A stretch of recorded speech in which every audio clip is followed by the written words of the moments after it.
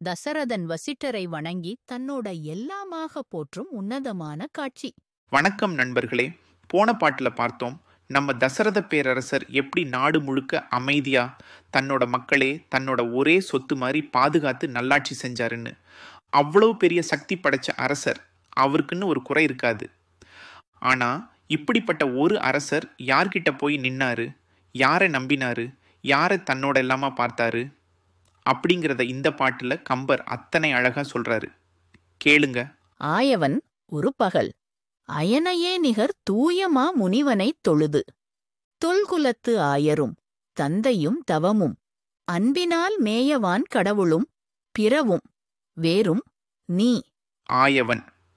ஆயவன் அப்படின்னா போன பாட்டில் நம்ம சொன்னோமே, அந்த வீரமும் தியாகமும் கருணையும் நிறைஞ்ச தசரத சக்கரவர்த்தி, அந்த பெருமைகளெல்லாம் நிறைந்த அந்த அரசன் ஒரு பகல் அயனையே நிகர் தூயமா முனிவனை தொழுது. ஒரு நாள், ஒரு குறிப்பிட்ட பொழுதில்ல, அயனையே நிகர், பிரம்மதேவருக்கே நிகரான தூய்மையான அவ்வளவு பெரிய முனிவர் நம்ம வசிஷ்ட முனிவர், அவரை தொழுது உள்ளம் உருகி வணங்கி நிற்கிறார். தொல்குலத்தாயரும் தந்தையும் தவமும், சுவாமி, எங்களுடைய பழமையான பரம்பரையோட தாய்மார்கள் எல்லாமும் நீங்க தான், எங்க அப்பாமார்கள் எல்லாமும் நீங்க தான், எங்க குலத்தோட மூலமே நீங்க தான், எங்க பிறப்புக்கு காரணமே நீங்க தான்ங்கிற மாதிரி சொல்றாரு. நாங்க செஞ்ச புண்ணியம், எங்களுடைய தவம், அதுவும் நீங்க தான், எங்களுடைய எல்லா நல்ல செயல்களோட பலனும் நீங்க தான்னு சொல்றாரு.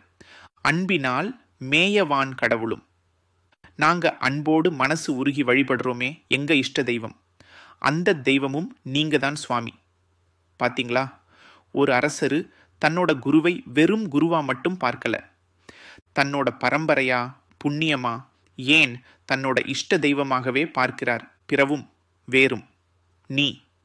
இது மட்டுமல்ல, பிறவும் இன்னும் நிறைய இருக்குதே, நான் சொல்ல மறந்ததே இருக்கே, அதுவும் நீதான். வேறும் இதுக்கெல்லாம் வேறானதுன்னு ஏதாவது ஒரு விஷயம் உலகத்துல இருந்தா அதுவும் நீதான், எனக்கு எல்லாமே நீதான் சுவாமி அப்படின்னு தன்னோட அத்தனை நம்பிக்கையையும் அத்தனை ஆதாரத்தையும் வசிட்டரேன்னு தசரதன் சொல்ற உன்னதமான காட்சி இது. பாத்தீங்களா கம்பரோட வார்த்தை ஜாலம். ஒரு அரசர் சாமானியமா சொல்ல மாட்டாரு இப்படி. தன்னோட குரு மேல தசரதனுக்கு இருந்த அத்தனை நம்பிக்கையையும் அத்தனை பக்தியையும் இந்த சில வார்த்தைகள்ல எப்படி அடக்கிட்டாரு பாருங்க நம்ம கம்பர். தாய் தந்தை தொடங்கி தெய்வம் வரைக்கும் தனக்கு இருக்கிற எல்லா ஆதாரமும் வசிஷ்டரேன்னு சொல்றாரு தசரதன். ராஜாவுக்கே வழிகாட்ட ஒரு குரு தேவைப்பட்டார். நம் வாழ்வுக்கும் அப்படித்தான். ஒரு நல்ல வழிகாட்டி கிடைச்சா வாழ்வு சிறக்கும்னு இந்த பாட்டு நமக்கு உணர்த்துது. அடுத்த பாட்டுல தசரதன் என்ன கேட்டார்னு பார்ப்போம்.